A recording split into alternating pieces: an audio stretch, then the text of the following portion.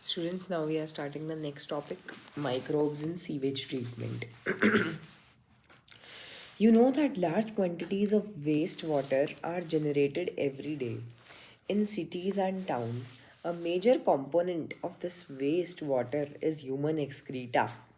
The municipal wastewater is also called as sewage. This municipal wastewater is also called as sewage. ये जो municipal wastewater generate होता है इसको हम क्या कहते हैं? Sewage कहते हैं.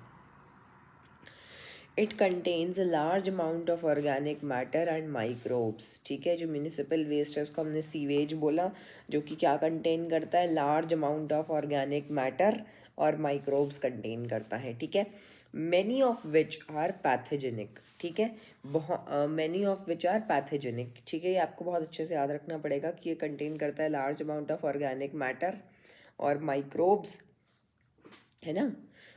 Many of which are pathogenic. Have you ever wondered where the huge quantity of sewage or urban waste water is disposed of daily?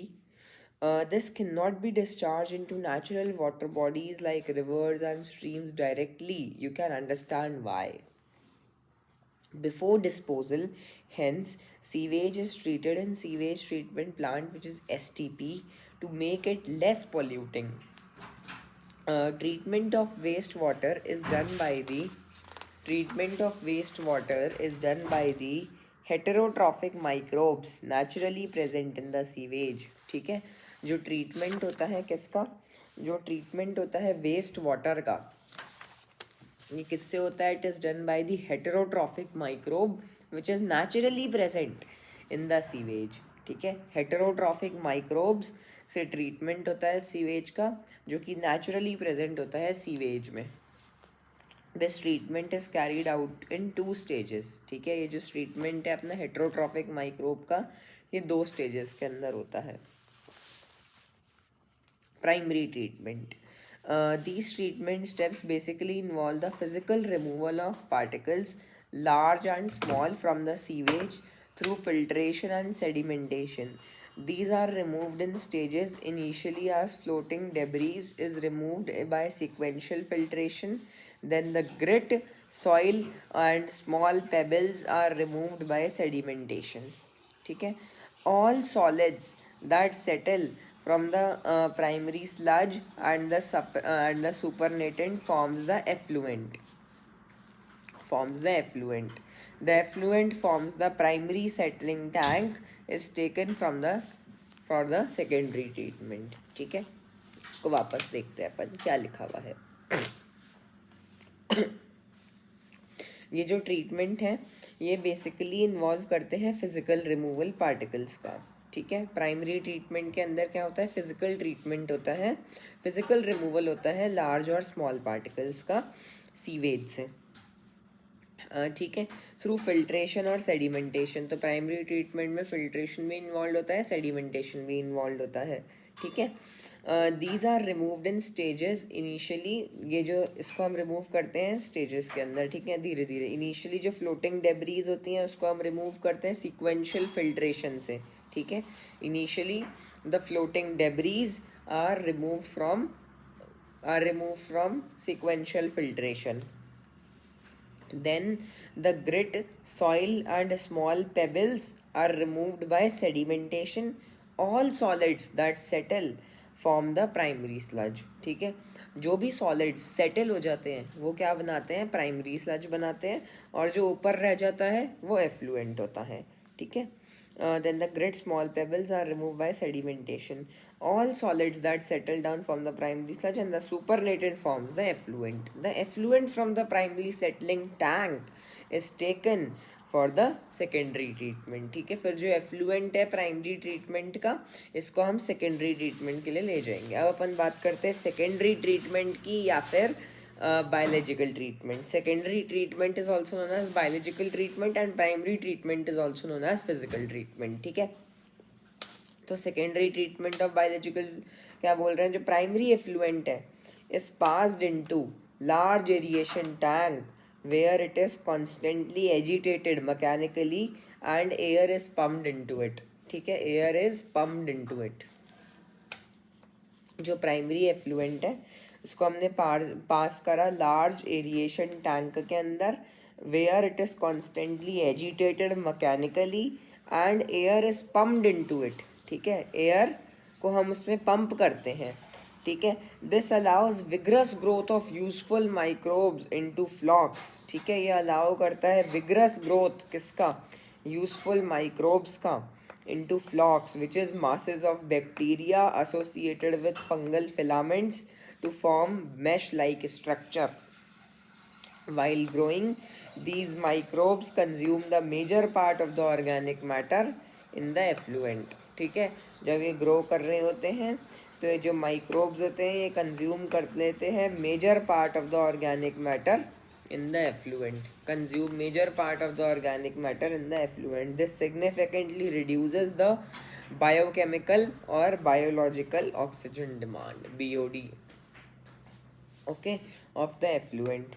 ठीक है, BOD refers to the amount of oxygen that would be consumed if all the organic matter in 1 liter of water were oxidized by bacteria.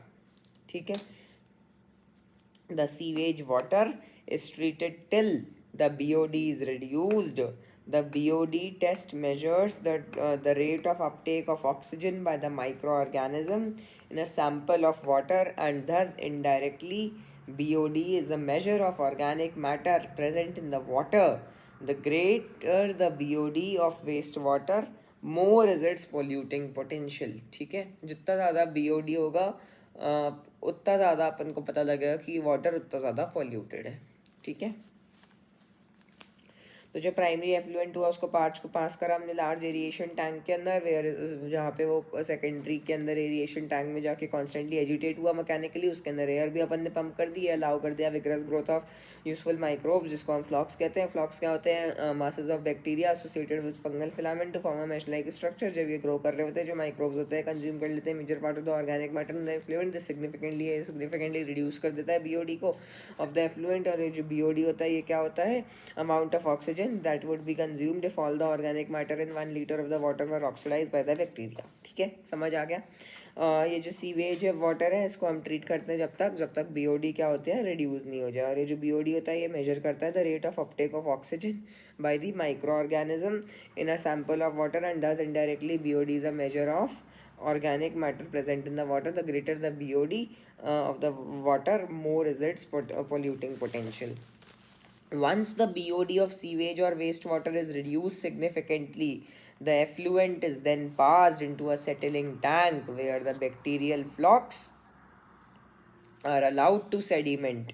This sediment is called as activated sludge. इस sediment को हम क्या कहते हैं, activated sludge कहते हैं।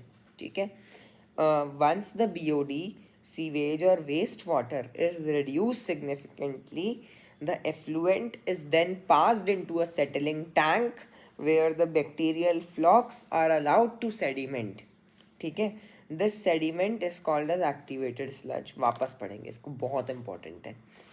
जैसे ही जो BOD है, बायोलॉजिकल ऑक्सीजन डिमांड है सीवेज की, वो कम हो गई, जो एफ्लुएंट है उसको हम पास कर देंगे सेटलिंग टैंक के अंदर। ठीक है, अभी एरिएशन टैंक में था, अब अपन उसको सेटलिंग टैंक में भेज देंगे जहाँ पर बैक्टीरियल फ्लॉक्स को हमने सेडिमेंट करा है ना, बैक्टीरियल फ्लॉक्स को सेडिमेंट करा है।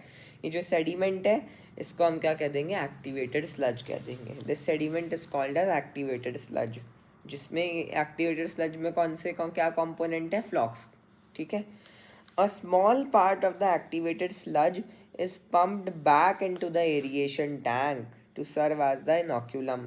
ठीक है, क्योंकि वहाँ पर फ्लॉक्स कैसे ग्रो होंगे, यहीं से तो वापस भेजेंगे अपन। ये जो सेडिमेंट है is used as activated sludge. A small part of the activated sludge is pumped back into the aeration tank to serve as inoculum for the flocks. The remaining major part of the sludge pumped into large aeration tank which is anaerobic sludge digester। ठीक है, ये जो अपन ने किसके अंदर डाला है, settling tank से। अब जो major part of the sludge जो बचा है, कुछ तो अपन ने एक्टिवेटेड स्लज वहाँ पर भेज दिया वापस से, कहाँ पर, एरिएशन टैंक में, एज एन ऑक्यूलम, बट जो रिमेनिंग मेजर पार्ट है स्लज का उसको हम पंप करेंगे बैक इनटू लार्ज टैंक जिसको हम एनारोबिक स्लज डाइजेस्टर कहते हैं, ठीक है। Here other kinds of bacteria, कौन से में? एनारोबिक स्लज डाइजेस्टर के अंदर, which grow anaerobically digest the bacteria and the fungi in the sludge, ठीक है। During this digestion bacteria produce a mixture of gases such as methane, hydrogen sulfide, carbon dioxide, ठीक है। Other kinds of bacteria जो कि grow करते हैं anaerobically, ये digest कर देते हैं the bacteria and the fungi in the sludge. During this digestion, bacteria produces a mixture of gases such as methane, hydrogen sulfide and carbon dioxide. These gases form biogas. ये जो gases हैं ये क्या form करती हैं? Biogas. कौन कौन सी? Methane, H2S and CO2. Can be used as a source of energy as it is inflammable, ठीक है। ये जो है इसको बायोगैस को हम यूज़ कर सकते हैं as a source of energy, क्यों? क्योंकि ये क्या होती है? इन्फ्लेमेबल होती है, ठीक है। फिर उसके बाद हम आगे बात करते हैं,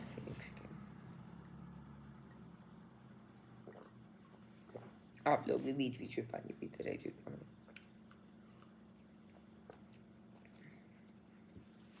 ठीक है। फिर उसके बाद हम बात करते हैं the effluent from the secondary treatment plant is generally released into natural water bodies like rivers and streams, ठीक है। ये जो एफ्लुएंट है, अब अपन जो अब जो है वो क्या हो गया है? क्लियर हो चुका है। क्या? जो अपना सीवेज है, क्योंकि अपन ने उसका प्राइमरी ट्रीटमेंट कर दिया, उसमें सेडिमेंटेशन फिल्ट्रेशन करा, फिर सेकेंडरी ट्रीटमेंट में फ्लॉक्स डाल दिए। फ्लॉक्स क्या है? एरोबिक बैक्टीरिया है जिनने क्या कर दिया, जो भी उसका गंदगी थी उसमें से उसको एब्जॉर्ब कर लिया। फिर उसके बाद क्या है, ग्रो कर दिया उस माइक्रोब को, major part of the organic matter as effluent को हमने फिर क्या कर दिया, बीओडी उसकी रिड्यूस कर दी, बायोलॉजिकल ऑक्सीजन डिमांड। फिर उसके बाद क्या करा अपन ने, आखिरी में जो एफ्लुएंट अपना रिलीज हुआ सेकेंडरी ट्रीटमेंट प्लांट से, is generally release into natural water bodies like rivers and stream.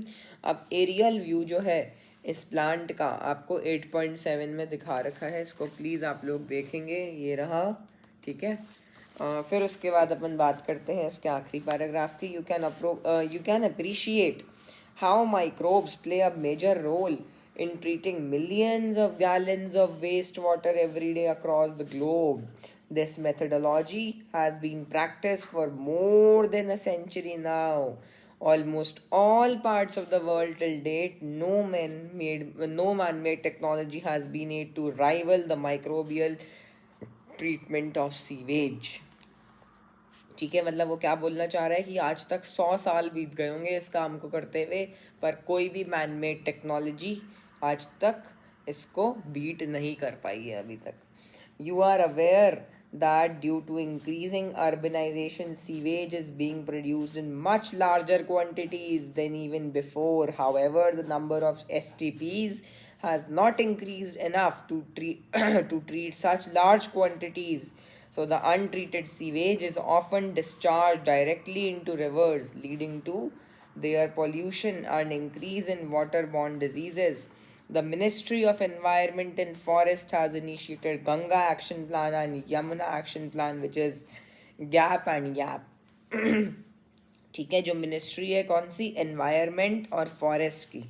Ministry of environment and forest have initiated Ganga action plan and Yamuna action plan. कौन सी मिनिस्ट्री ने? एनवायरमेंट और फॉरेस्ट वाली ministry के अंदर, ठीक है। To save these projects, to save these major rivers of our country from pollution.